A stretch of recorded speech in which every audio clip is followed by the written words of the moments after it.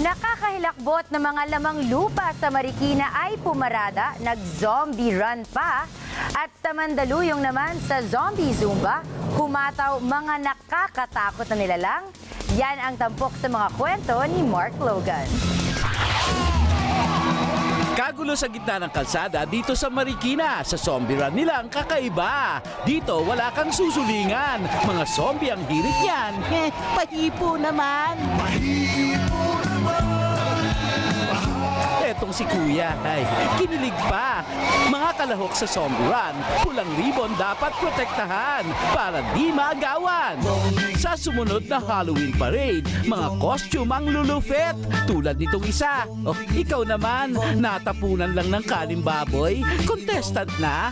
Grabe, may mga taong pula. Bukod dito kay James Red. Eto pa isa. Oh, kinamot mo kasi Kuya, kaya namula.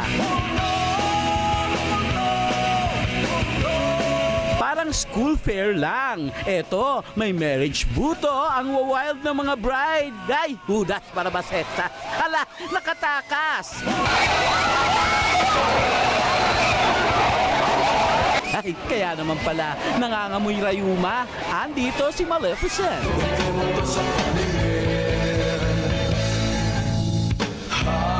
Sa Mandaluyong, ay ate, swerte ka. Pasok na sa 20% discount ang kasal mo. Naglipa na mga lamang lupa. Itong bata, mainit ang ulo. Pugot na nga, pinipilipit pa. Hoy, forma ng forma. Balik mo na, trapal. Eto naman si ate, may momento. Ay, sorry, wala ng jacket.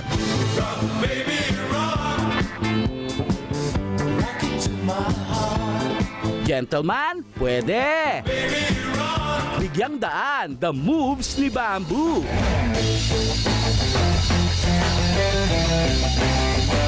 Mark Logan, habay daw ang sementeryo nila sa Mandaluyong, kaya naman It's more fun to die in Mandaluyong.